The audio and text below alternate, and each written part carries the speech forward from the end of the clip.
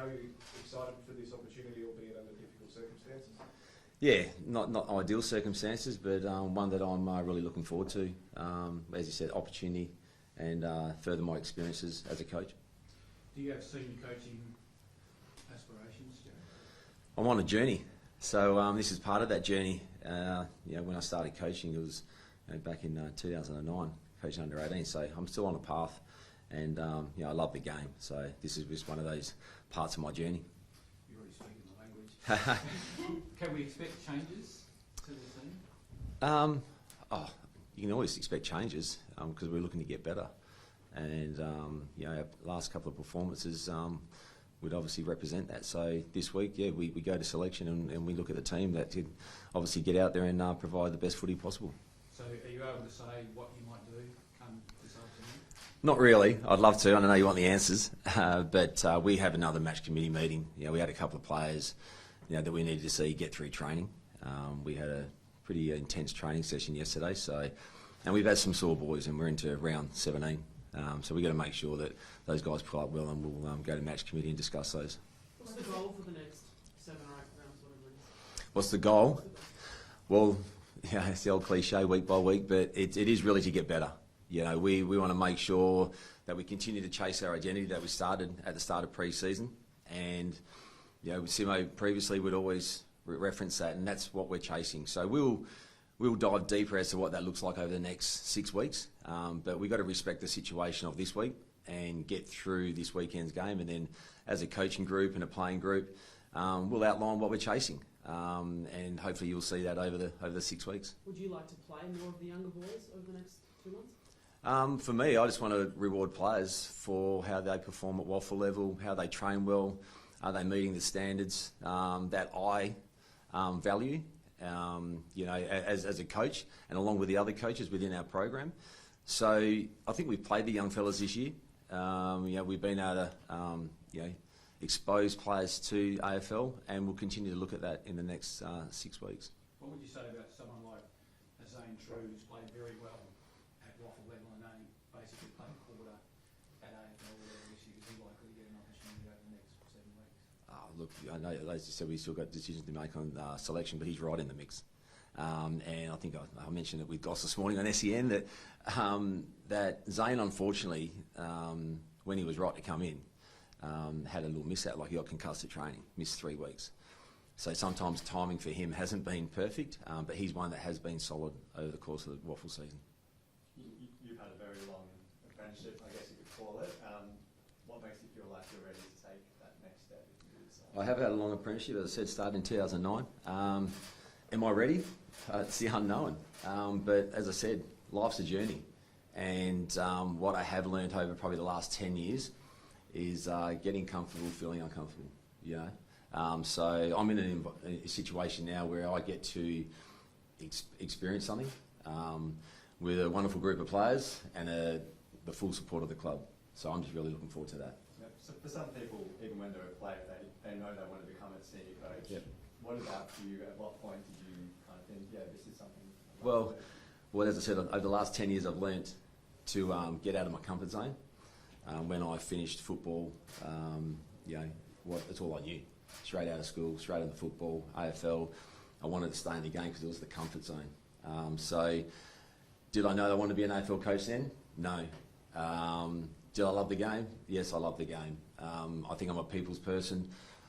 So part of my journey is about my purpose and what I do, and that's just not football. And I just get to, have the opportunity over the next 7 weeks. You coached Subiaco for a long time and had great success. What are going to be the differences to managing an AFL team to managing a WAFL team? This.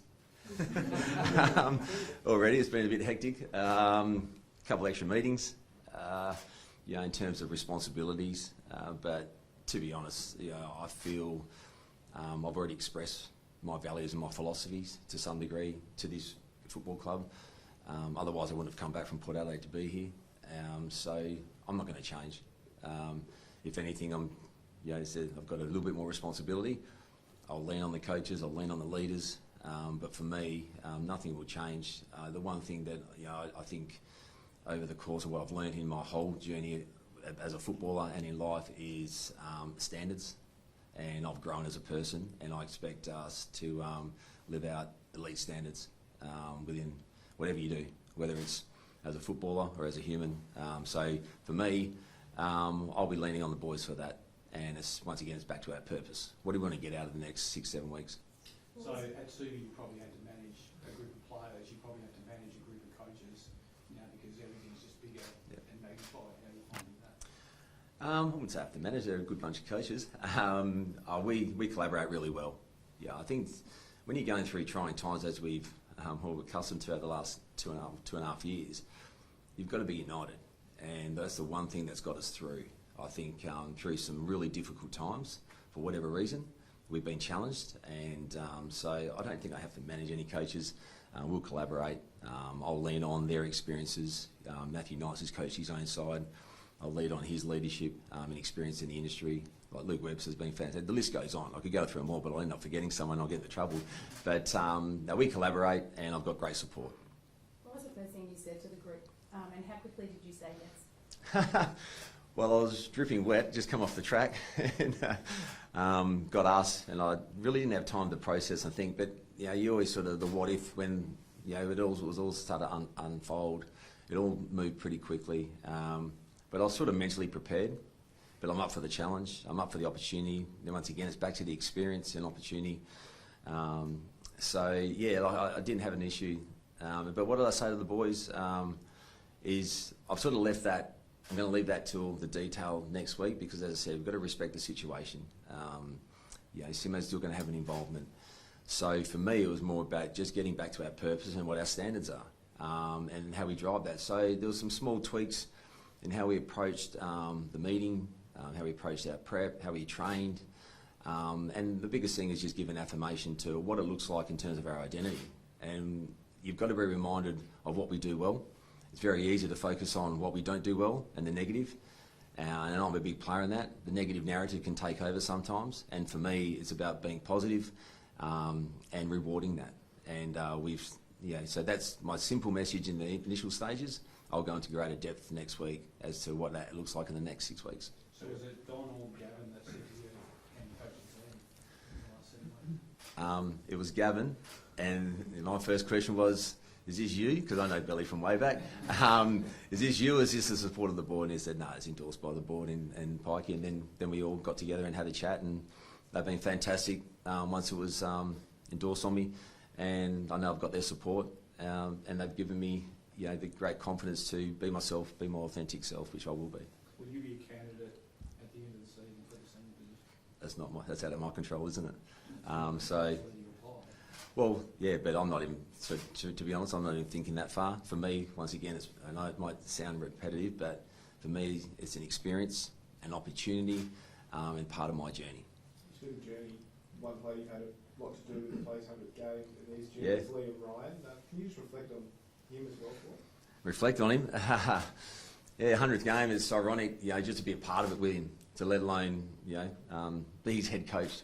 When he first came down from Geraldton, he was a young man that I sat across the table in a boardroom and spoke 5 words in about half an hour. But the one thing I sold it to him, I had his name tag at full forward. And I sold it to him that I'd seen all this vision on him. I reckon I'd probably seen maybe a 2-minute video, and that was enough. And he'd actually walked up from East Perth into our rooms, and I knew I had him when I walked around the room, and I said I had his name tag there. And from that day on, I've just loved how he's gone about his football. I think he reminded me the other day how he was very good out of the square, taking hangers, kicking 70-odd goals. And he reckons it was my fault he didn't get a premiership when he was there. So I was like, okay, well, but he's on a journey, and it's fantastic to see the work that he's done for himself to get to this stage, 100 games, father, he's just grown up so much from that young man that walked down to our rooms and spoke 5 words. Now you can't shut him up. How many clubs were chasing him at the time? Waffle? Yeah. I don't know, but I was worried about he came to our club because he was special. You just knew he had something. What was the 2-minute highlight package like that you'd seen? Oh, it was just hangers. It was just jumping on people's head, but it's actually he was pretty physical. He was a skinny little thing, but he didn't mind throwing his weight around, whatever weight that was. Jarrad, you used the word journey a fair bit today.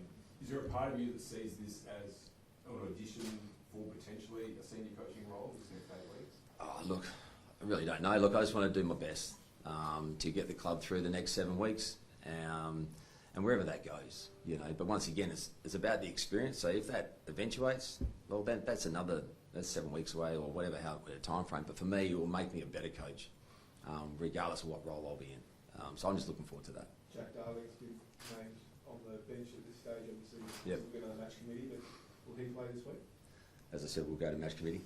We've got discussions. Look, we can read into where people are on the bench and that sort of stuff. Look, it's the first time, I didn't even notice that, to be honest. So I wouldn't read it. Look, it's one of those things where senior player, there's always talk about players.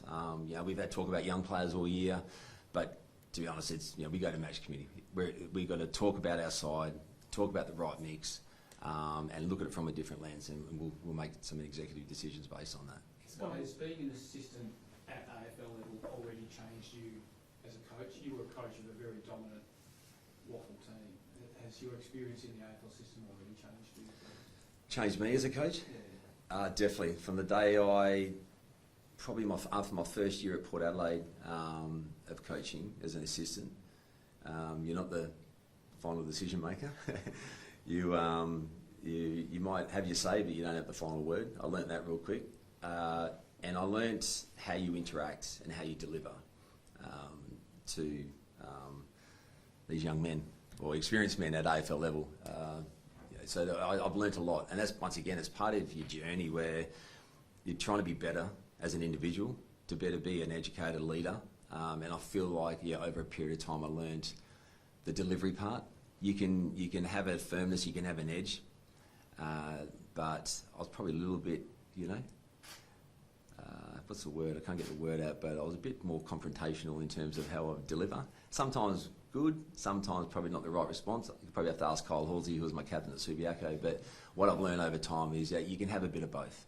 But I think the biggest thing is if you have a relationship with the player, you can have those robust conversations.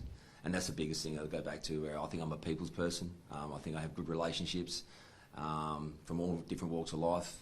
One thing is, we're not all perfect. We all, once again, you're on this journey, not only as football, but as a human. And if you're accountable to yourself, you can make others accountable to themselves as well. And that's what I've learned over my time, is to make sure that one shoe doesn't fit all. Jarrad, you said you've got to sort of wait till next week to put your mark on the team, I guess. How do you manage the emotion of Sunday, just considering that Adam will be involved in some capacity? Yeah, it's going to be interesting. Look, I really hope the players show their respect. Well, everyone involved, because 11 years, led this football club, premiership. I've had the opportunity to work with him for 2.5 years. Learnt so much. But yeah, we're going a different direction. Well, the club's going a different direction. So I really hope the boys obviously honour that and respect that, without getting too wound up in it as well. And I don't think Sumo would ask any more of that, just to go out and play the way that we want to play, and really for our supporters to see parts of our identity for longer periods, so we can chase those wins. But every week's about getting better, and but the emotion side of things, it's going to be interesting. Yeah, there's going to be players that will affect more than others, but that's up to us as coaches and us as a team to stay tight and just go out and just perform, and try and obviously remove that a little bit. Craig Shepard's suing the club at the moment for medical negligence. What do you make of that? Not much, because I don't really have much to give you on that. Obviously, that's out of my control. I don't really have the details on that, so sorry, I can't give you more on that. Do you have full confidence in the doctor's ability on game day and post? Oh, yes, they're employed to do a job, so you've got to back them in. But yeah, I can only go from my own playing experiences, but each case is different. So yeah, they're employed to do a job, so you back them in. Will we see any positional shifts on the weekend? Will you try someone in a different position? Yeah, we'll look at things, and once again we go back to the match committee and literally fine tune what that looks like. And once again, it's about the exploration part over the next 7 weeks, through positions, selection, because it's about the future. Even though we're in the present, it's about the future, and we have 7 games in 6 weeks together. So yeah, there'll be a couple, but at the same time, it's been a big week. So you go flipping magnets and doing too much at selection, it can unsettle. But we've got to be strategic and smart about what we're doing, with the whole focus on what the future looks like. And what advice has Simo given you now that you're in the hot seat? What has he given me? Enjoy the ride. Enjoy the experience. It's all yours, mate. No, not mine, but it's, keys are yours. I'm still waiting to drive the Audi downstairs, but anyway. But no, yeah, he just said enjoy it, and anything you need, just sing out. But he's tried to remove himself. But I'm very respectful for the work that he's done for this footy club, and hopefully we can go out and perform and honour and send him off in the right way, because he deserves that. And how's he holding up? It must be a difficult time for him. Yeah, well, put it this way, he's obviously been at this club for 11 years, and he's probably bored. No one Simo's probably bored. I think what they're going to do, I think maybe Thursday's a little bit itchy about what do you do now? You know, there's no Oppo meeting, there's no match committee, so he's probably bored. So look, I'm sure once he gets through this, gets through the weekend, dare say he wants to stay in the game, and so he should.